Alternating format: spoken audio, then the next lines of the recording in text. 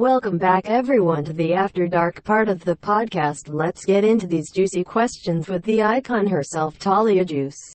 Talia, we had been friends for a while before you adopted me. Had you ever thought about adopting me before you did? No. Next question. JK. LMAO please. I think most likely I had. I really try to make it a point to only adopt queens that I either have a strong relationship with, in that sort of mentorship or friendly way. The only other reason I would adopt without that is if that queen asked me to adopt them and I felt like I really had a hand in them discovering their drag growing. For me, I want my house to be a place where we can collaborate and not just be estranged artists. I don't care really how queens outside my house view it because we know it's a family and safe space there. I'm not sure if you were in another house too, but I also make a point to not adopt from underneath people, or recruit queens from other houses. That just feels icky. I'm not recruiting a team in a competition to be the best. That being said, I don't expect my daughters to erase the building blocks other queens gave them. Their path is their story, and even if a drag mentor isn't right for you, they still were a part of what your drag is. Talia, our friendship kinda sparked from me spamming your race comments complimenting your beauty and grace. The first time I spammed your comments, what did you think? If I'm being honest, I was probably irritated. I hate being spammed, and I used to get spammed a lot by you hoes before Instagram allowed us to mute people. But I always do appreciate the love, and I try to read all the comments I get, even if it's 174 weeks late. Talia, you have been called out by your kids for having favorites. Rank your kids from hottest to only a face a mother could love. I gotta remember my kids. I know there's 10 I think. Gemini, Emiliana / Ocean, Komochi, Euphoria, Violet, and Lumi Baby, Esme, Yogurt. Am I missing any? I don't think so. LMFAO, not this? Okay, fine. I know the girls wanna know, and I love all my children. Ranking based on drag. 1. Gemini. I think they've really evolved into something far more impressive than me. We've been the longest together, so it makes sense she would have the most tools to grow. 2. Emiliana / Ocean Eyes. Again, far better an artist than me. I don't even know why this bitch joined my house knowing she always been a better queen than me, but their art is great. 3. Anne is just an incredible drag artist and has been slaying recently. Always so creative and must have gotten genetics from somewhere else. 4. Yogurt. I think since adopting Yogurt they've really flourished on their own right. Really, I had nothing to do with that. 5. Esme. Very much a alternative styled queen. She's always doing something I haven't seen before. I wish we would see more. 6. Lumi. I think they are still pretty new and fresh and have more recently found their style. So obviously, they are still in the process of refining, but a great queen, especially for cast morale.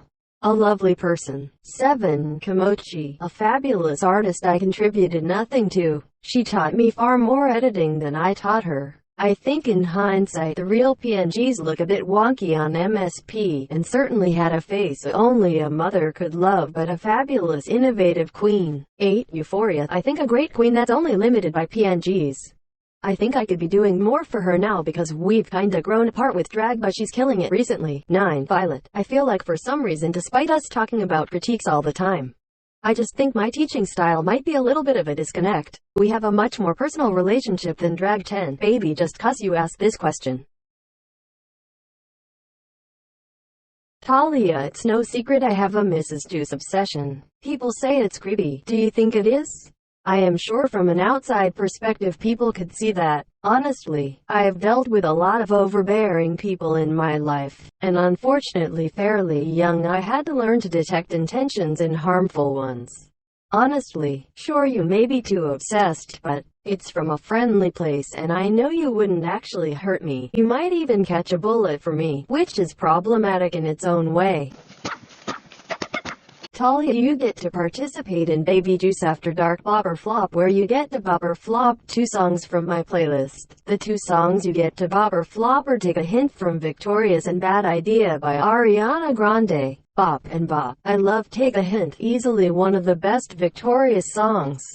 And Bad Idea is so underrated. From a compositional standpoint, a lyrical one, and a vocal one, it's a great song for her. No right, because Take a Hint is this latest song. Talia, you've been here since the beginning. What have been your favorite scandals you've seen unfold? I think there's been very important ones that needed to be addressed and other ones that were dumb and unnecessary. But honestly, my personal favorite was Alyssa's second canceling. Literally only because her retaliation spacers were the funniest shit I've ever seen. I believe it's all water under the bridge, we're cool, and I think even Alyssa knows how silly they kinda were. P.S. The signs were "I will not be stopped, I can, and I will keep my name out your mouth."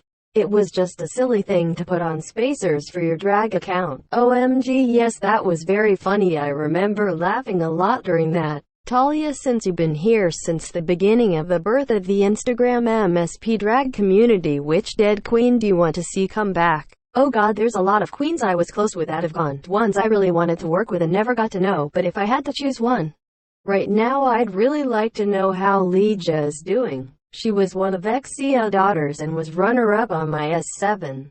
She was a phenomenal queen. She kinda just died off.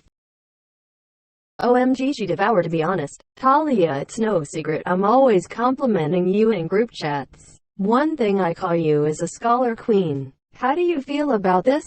Well, alongside drag, I've always been a full-time student. I'm proud to have gotten as far, and I really strive to absorb knowledge, because I know it is a luxury I am able to have. From history, the pen is power, so it's important to not forget that.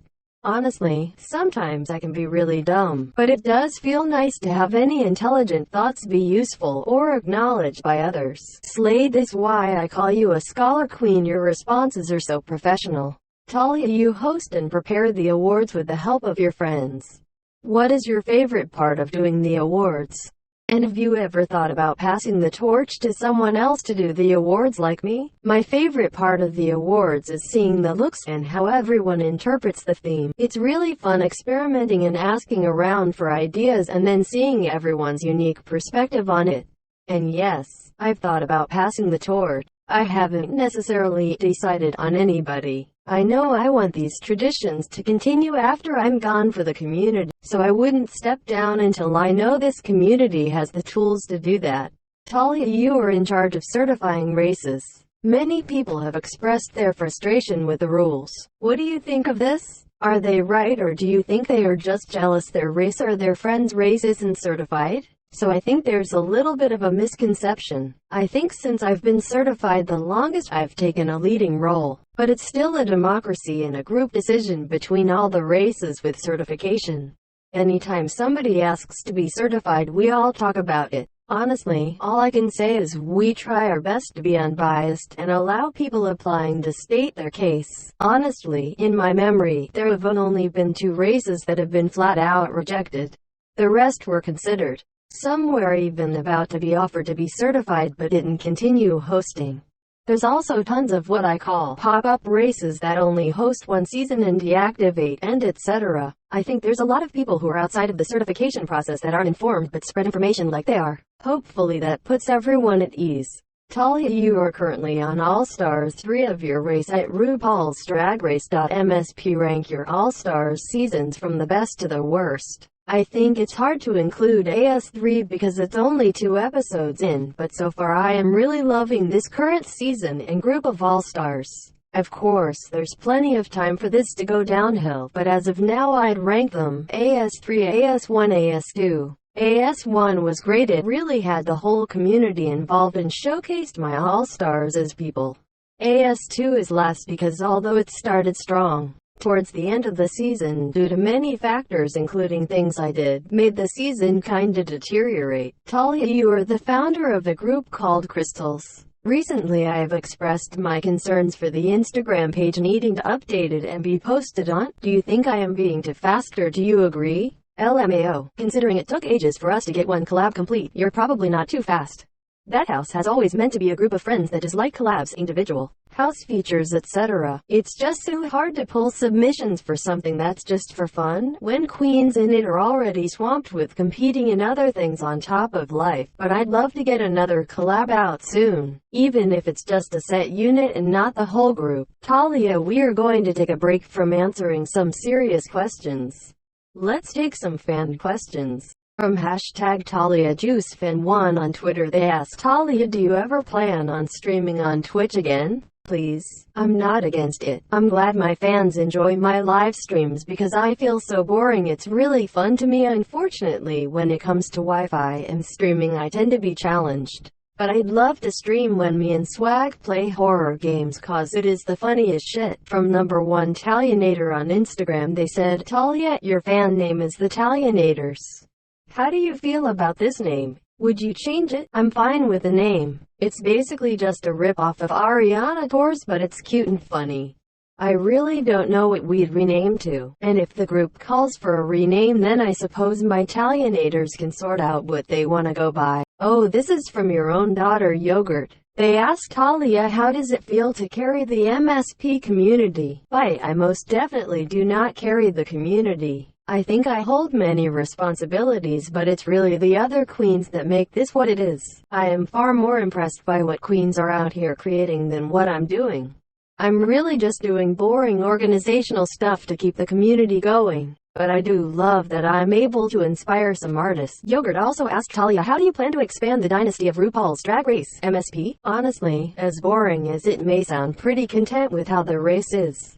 I try to add little twists for all stars, but in terms of seasons, I haven't really planned anything different. I know I am for certain doing S11 next. I feel like it's not really my place to be the innovative, the dramatic race.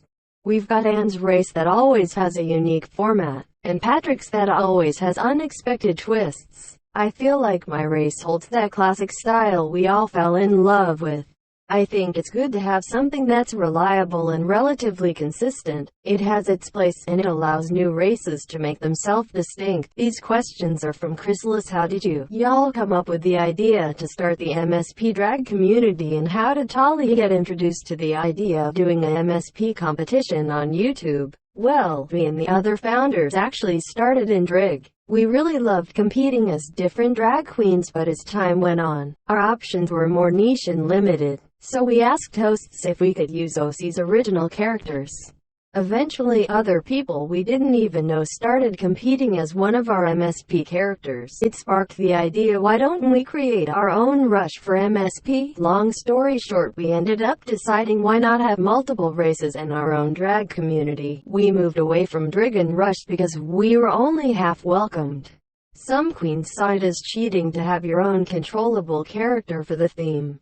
OMG, yes, I stalked your tags once and saw you tagged in drag, lol. Well, I first started as just doing YouTube. I've always had a love for video production, so I wanted to showcase that on YouTube. I went with MSP because I love the game, seen successful MSP YouTubers, and I didn't really want to have a personal YouTube in that way. When it came to fashion competitions, it was Xia who introduced me to them.